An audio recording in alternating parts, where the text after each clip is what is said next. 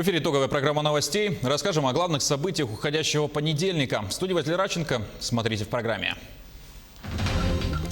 Глава Якутии поставил приоритетные задачи перед региональным оперативным штабом. Курс взят на качественную и быструю вакцинацию.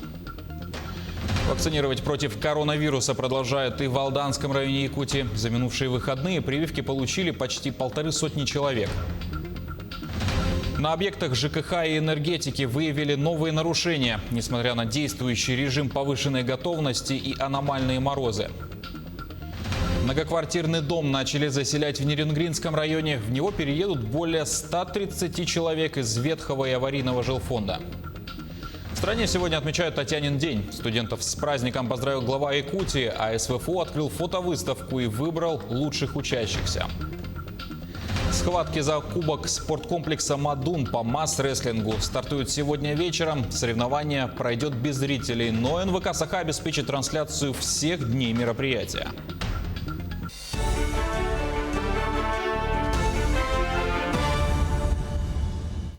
Качественное и быстрое проведение вакцинации позволит локализовать вспышки коронавируса. Об этом глава Якутии Айсен Николаев заявил на совещании оперативного штаба сегодня. Он отметил, что эпидситуация в республике в последнее время характеризуется стабильностью и постепенным снижением количества зарегистрированных случаев заболевания коронавируса. За последние сутки зафиксировано 132 новых случая, из них 44 в городе Якутске. Снижается количество тяжелых больных. Также Николаев подчеркнул, что в ближайшие недели и месяцы приоритетной задачей является качественное проведение вакцинации против коронавирусной инфекции среди якутян. Рейды по соблюдению санитарных мер продолжаются в Якутии. На прошлой неделе административная комиссия провела более 600 подобных мероприятий. В Якутской комиссия провела 437 выездных проверок, по итогам которых составлено 2 протокола об административных правонарушениях и проведены профилактические беседы. Всего в период с 18 января по 24 января по республике проведено 614 выездных рейдов. Выдано 5 предостережений, 23 предписания, составлено 12 актов комиссионного осмотра и 1 определение, 15 протоколов об административном правонарушении, а 12 административных дел направлено в судебные органы. 10 дел рассмотрено судом, и всего по всей республике проведено 362 профилактических беседы. В тот час административной комиссии со сводной группой оперштаба города Якутска совместно с Минпредом Республики Саха-Якутия и Управлением Роспотребнадзора проведены 437 выездных проверок. Вакцинировать против коронавируса продолжают в Алданском районе. За минувшие выходные прививки получили 135 человек. Среди желающих особенно много граждан преклонного возраста. Татьяна Вахнина с подробностями. Заполнив анкету и согласие на медицинскую манипуляцию, пациент проходит в кабинет врача-терапевта. Вопросы о самочувствии и наличии хронических заболеваний, измерение давления и пульса, контроль температуры. Перед вакцинацией против COVID-19 медицинский осмотр обязателен. Перед использованием вакцины серия и номер флакона вносятся в российский госреестр.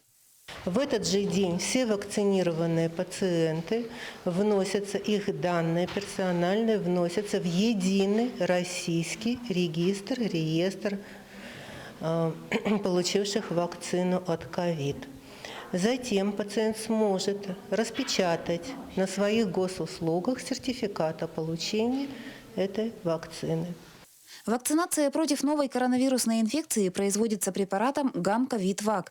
Прививка противопоказана беременным и кормящим. Причиной медотвода будет обострение того или иного хронического заболевания. Иных противопоказаний у препарата ГАМ-ковид-ВАК нет. Профилактика предусматривает двукратные инъекции с интервалом в 3 недели. Я глубоко убеждена, что данное мероприятие необходимо, то есть прививаться нужно обязательно. То, что сейчас нет такого общего единого мнения, это, наверное, потому, что люди забыли, как мы побеждали корь, оспу, дифтерию, полиомиелит и все прочее, когда только прививки могли спасти людей. Специализированные прививочные кабинеты работают в медицинских учреждениях городов Алдан и Томот, а также в больнице поселка Нижний Куранах. В перспективе планируется открытие дополнительных пунктов. Кроме того, будут работать выездные бригады.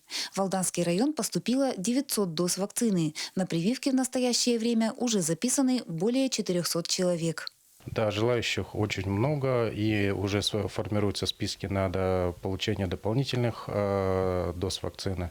И, соответственно, все эти потребности будут своевременно удовлетворены и вакцинировано максимальное количество населения, которое этого желает. После прививки около 30 минут пациент остается под наблюдением. Фельдшер производит измерение давления и пульса. На всех 3 участках Алданского района вакцинация проходит без осложнений. Впрочем, уйти ранее контрольных 30 минут никто не торопится. Назначения и рекомендации выполняются четко. Татьяна Вахнина, Георгий Баранов, Алдан. Как утверждают медики, переболев COVID-19, у человека появляется иммунитет к нему. Нужно ли в таком случае прививаться от коронавируса, выясняла Ивана Филиппова. Филиппова И.П. В сентябре я переболела COVID-19, и сейчас я хочу узнать, есть ли у меня антитела, достаточно ли их, чтобы мой организм дальше боролся с инфекцией, или же все-таки есть риск повторного заражения. Процедура сдачи ИФА – простой забор крови из вены. За 3 часа до теста нужно не есть, а лучше вообще прийти натощак. Медики считают самым достоверным именно этот анализ. Он позволяет выявлять бессимптомных больных COVID-19 и людей с иммунитетом. ИФА-анализ мы делаем на наличие антител М и G. М – это активные антитела, G – это уже в хронической форме. То есть вы уже переболели, у вас уже иммунитет выработался. Существует несколько видов антител. При коронавирусе иммунная система организма на 3-й или 4-й день начинает вырабатывать иммуноглобулин М. В течение 2 месяцев они сменяются на антитела G. Тем самым у человека появляется стойкий иммунитет к инфекции.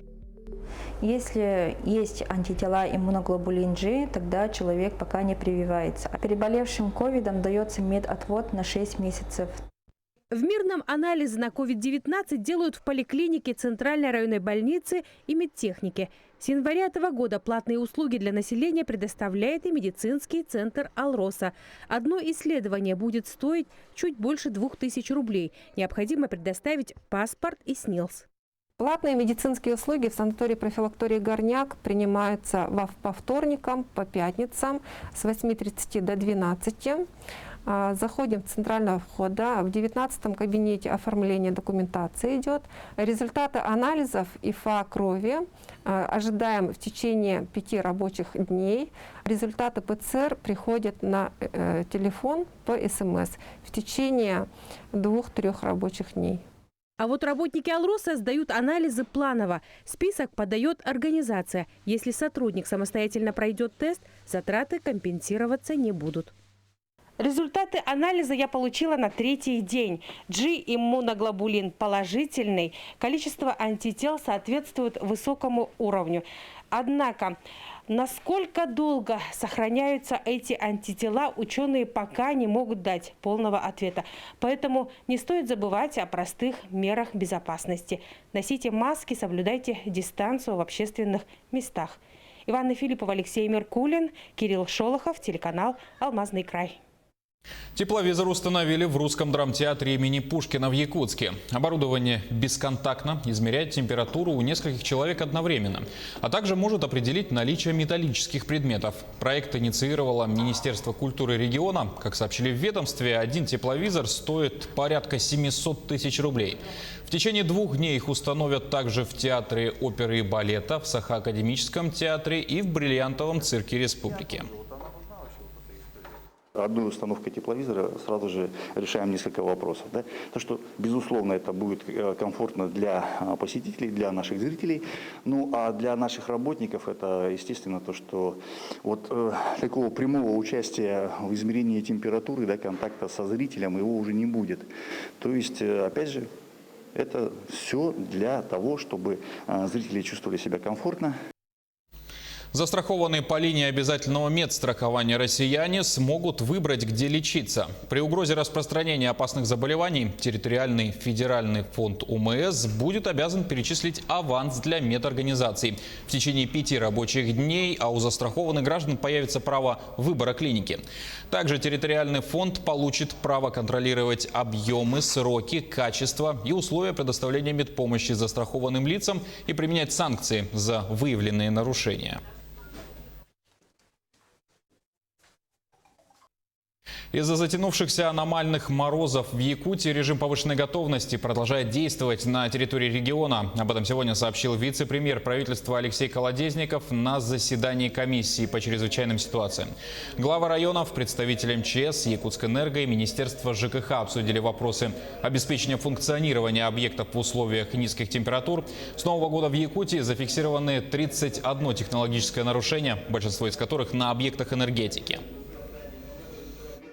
На сегодня у нас в республике низкие температуры уже держатся продолжительное время, более 1,5 месяцев. Ну и стоят такие температуры, что они ниже на 7-8 градусов среднемноголетних наблюдений. Более того, они еще будут продолжаться. В целом я заслушал, как у нас обеспечена готовность по объектам коммунального комплекса, энергетики, как у нас обеспечены резервными источниками питания объекты здравоохранения. Мы готовы, в режиме повышенной готовности давно находимся, но однако видим же, что технологические нарушения происходят. Заслушал глав муниципальных образований. В целом готовность есть и реагирование на достаточном уровне. Дистанционное обучение для школьников Якутска продлили по 30 января включительно. Об этом нашему телеканалу сообщили в управлении образования города. В приказе сказано организовать учебный процесс с 26 по 30 января в связи с климатическими условиями в дистанционной форме с 1 по 11 классы. Однако допускаются очные занятия для подготовки школьников с 8 по 11 классы к Всероссийской олимпиаде и другим интеллектуальным конкурсам в малых группах до 15 человек. Тем временем в Якутии морозы ниже 50 градусов установились в 21 районе. Минус 57 зафиксировали на метеостанции Бестяхская звероферма в Жиганском районе. Минус 56 градусов в Амге. Столбик термометра опустился до минус 54 в Жиганске и на метеостанции в Мирнинском районе. Минус 53 градуса мороза в Верхоянске, Верхневилюйске, Покровске и Тяне в Алекминском районе. Температура опустилась до минус 52 в Кюсюре, Батагае, поселке Сангары, Бердигистяхе, Чурапче, Ленске, а также в селе Мачи Алекминского района. 51 градус ниже нуля был в Батамае, Намцах, Теплом Ключе, Сунтаре, Витиме, Алекминске и Тамоте. Сейчас короткая реклама и смотрите далее в программе. Новый 10-этажный многоквартирный дом начали заселять в Нерюнгринском районе. В него переедут более 130 человек из ветхого и аварийного жилфонда. В стране сегодня отмечают Татьянин день. Студентов с праздником поздравил глава Якутии, а СФФУ открыл выставку и выбрал лучших учащихся. Схватки за кубок спорткомплекса «Мадун» по масс-рестлингу стартуют сегодня вечером. Соревнование пройдет без зрителей, но НВК «Саха» обеспечит трансляцию всех дней мероприятия. Это итоги дня. Продолжаем программу. Премьер Михаил Мишустин подписал документ, позволяющий россиянам получить до 375 тысяч рублей. Имеется в виду госпрограмма льготного кредитования для покупки нового авто. Под действие новых условий госпрограмм теперь попадают две модели. Это Kia седан Rio и кросс-хэтчбэк Rio X-Line. Также список попадающих под действие программы автомобилей дополнится и моделями марки Renault. Выгода должна составлять 10% от стоимости машины для желающих приобрести электромобиль, и для жителей Дальнего Востока скидка должна составлять 25%, говорится в постановлении Кабмина. Новый 10-этажный многоквартирный дом начали заселять в Нерюнгринском районе. В него переедут более 130 человек из ветхого и аварийного жилфонда. С новоселами встретилась Ирина Кичигина. Перед Новым годом дом был сдан строительной организацией. Государственная комиссия его приняла. Нерюнгринской городской администрацией было подписано разрешение на ввод дома в эксплуатацию. 31 декабря были получены документы на право собственности квартир муниципалитетом. На данный момент идет процесс переоформления, заключения договоров социального найма и мены с собственниками. Я считаю, что заехать и для того, чтобы жить, этого всего достаточно. Дом готов к эксплуатации, есть вода, есть тепло, есть все. Но есть проблемные вопросы, строители не успели выполнить работы по благоустройству. Есть гарантийные письма. Дирекция по строительству пошла на то, чтобы ввести этот дом под гарантийные письма. С наступлением тепла благоустройство территории жилого дома будет выполнено. К концу июня планируется закончить работы по озеленению территории, асфальтированию проезжей части, укладке тротуарной плитки, установке малых архитектурных форм. Всего по программе переселения за 2020 год будут заселены 58 квартир.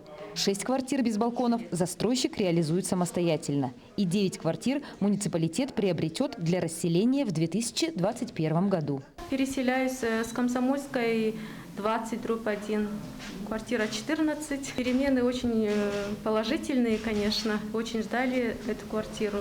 Очень рада, спасибо всем большое. Там такая же была, квадратный метр такой же был. Так, трехкомнатная, тут тоже так же. Каждая квартира проектировалась индивидуально под аварийную расселяемую площадь. Ежедневно в новостройку будет заселяться по одному этажу. 1-, 2-, 3-, 4-комнатные и 1 5-комнатная квартира ждут своих новоселов. Ирина Кичигина, Вадим Барашков, Нерюнгри. Студенты-волонтеры присоединятся к подготовке детей-медиков к ЕГЭ в Якутии. С таким предложением к ректору СВФУ обратилась председатель постоянного комитета Госсобрания ЛТУМЭН Феодосия Габышева. Волонтеры будут дистанционно давать консультации и устранять пробелы в знаниях в индивидуальном порядке. В ближайшее время будет определен список учителей. Также в проекте могут принять участие и ученые. Глава Якутии Айсен Николаев поздравил с Днем российского студенчества. Он подчеркнул, что именно в этот период жизни закладываются основы будущих профессиональных и личных успехов. В своем поздравительном обращении руководитель региона отметил, что студенческую молодежь Якутии во все времена отличали инициативность, целеустремленность, активная общественная и гражданская позиции. В новых реалиях государственной политики в сфере высшего образования республиканские вузы должны стать настоящими флагманами подготовки кадровых ресурсов. Айсен Николаев пожелал преподавателям, студентам и выпускникам крепкого здоровья, счастья, благополучия, новых побед и свершений. В честь праздника сегодня Северо-Восточный федеральный университет открыл фотовыставку «Университет героев». Она начала работу в историческом парке «Россия. Моя история». О главной идее выставки и о героях-студентах медицинского университета. Ульяна Шагина. Медицинский работник в СИЗе расположился прямо на полу. Он отдыхает после тяжелейшей смены. Работа с Арданой Петровой. Нет непрофессионального фотографа. С начала весны Сардана работает с больными ковид. Фотография теми ценна, что несмотря на минимум свободного времени, она смогла показать то, что не видим мы с вами. Но вынуждены ежедневно наблюдать медицинские работники. Как человек после смены выходит, сразу человек ложится на пол. До такой степени человек может уставать при работе в красной зоне. Это как бы... он еще должен выйти на работу. Он должен был выйти через час или два. Он отдыхает. Будущий врач-эпидемиолог познала все трудности своей профессии, но не сдалась и не передумала. Потеряла отдых и спокойный сон, зато смогла себя закалить и пройти важнейшую школу самоиспытания. Очень сильно устаем, когда пациенты уже ночью, например, уснули, и ты можешь от усталости только лечь и смотреть на потолок. До такой степени все очень тяжело. Отдельное восхищение – портретные съемки. Это работы фотографов Управления связи с общественностью университета. 30 портретов и 30 историй, каждый из которых индивидуален по-своему. Действительно, это герои нашего университета. И высказал такое пожелание, чтобы эти характеры сохранить и выпустить отдельный альбом «Герои нашего университета». С начала пандемии уже более 1000 студентов, медиков университета пришли на помощь якутским врачам. Многие до сих пор продолжают работать в красных зонах, совмещая свою работу с учебой. И, конечно, пандемия еще раз дала понять, насколько сложна и ответственна их будущая профессия. Вы не передумали, да? Все-таки вы врачом хотите стать? Да, конечно. Угу. Или, может быть, все-таки пандемия как-то... Нет, наоборот. Еще сильнее я захотела стать врачом, потому что я хочу помогать людям, чтобы они были здоровыми. Выставка продлится до середины февраля. В планах университета организовать на своем сайте и онлайн представление работ, чтобы с этими людьми смогли познакомиться максимальное количество человек. Ведь героев нужно знать в лицо. Ульяна Шагина, Семен Семенов, Якутск. Татьянин день в СВФУ завершился торжественным мероприятием. В рамках праздника в университете традиционно назвали лучшего студента и лучшего выпускника. Выбрали по 6 номинациям – учебная, научная, волонтерская, общественная, спортивная и творческая деятельности. Знак «Лучший выпускник» – гордость университета присвоен профессору, заведующей кафедрой инфекционных болезней мединститута Снежане Слепцовой. Также ректор Анатолий Николаев объявил 2021 год в СВФУ годом молодого исследователя, и пройдет он под девизом «Познавать и развиваться». Государственная филармония Якутии отмечает в этом году 10-летний юбилей. В ее составе 8 творческих коллективов. Филармония тесно сотрудничает с Мариинским театром, Московской консерваторией, Союзом композиторов России и другими. Ежегодно по ее инициативе проводится международный фестиваль «Северное сияние» и рождественский фестиваль искусств. Первый в этом году живой концерт коллективов состоялся сегодня, а большой юбилейный вечер пройдет в марте этого года. 1 января 2011 года мной был подписан указ о создании филармонии. Создали коллективы, которые уже начали полноценно работать. Первый коллектив – это, конечно, духовой оркестр. Духовой оркестр, который присутствовал во всех наших торжествах. Был привлечен итальянский дирижер Фабио Мастранжелло. Это человек, который посвятил свою жизнь музыке, который полюбил наш коллектив. Нас объединили не только слушатели, но и некоторые общие программы, которые мы сообща реализовывали. Тут мне особенно приятно, конечно, вспомнить выпускника Московской консерватории Марка Николаевича Жиркова и его 125-летие со дня рождения. Вот мы как раз отмечали совместно. Это были и концерты в Якутии, это были и концерты в залах Московской консерватории. И тогда же возникла идея еще сделать постоянный конкурс имени Жиркова. И тоже возникла замечательная традиция подвести итоги этого конкурса, опять же, в залах Московской консерватории. Якутский фильм «Пугало» получил спецпремию кинофестиваля в Норвегии «Вера в кино». Это крупнейший кинофестиваль в Северной Европе, который ежегодно привлекает внимание более 60 тысяч зрителей со всего мира. Премия была впервые учреждена в 2017 году и присуждается в том случае, если фильм побуждает к размышлениям о месте религии в обществе и жизни людей. Победитель получает расписанную вручную икону, созданную в монастыре кармелитов.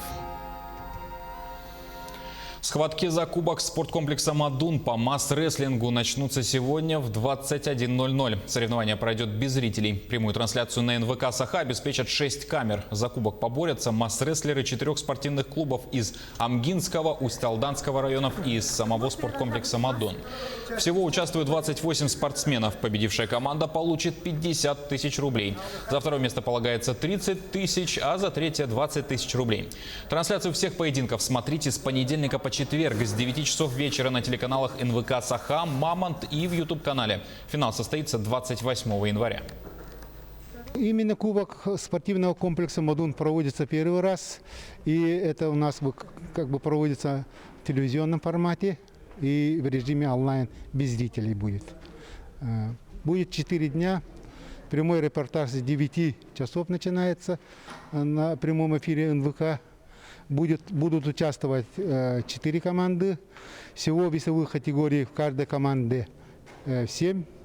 И 5 мужской вес и 2 веса женские веса. На этом пока все. Не забывайте носить маски, дезинфицировать руки и держать социальную дистанцию. Спасибо за внимание. До свидания.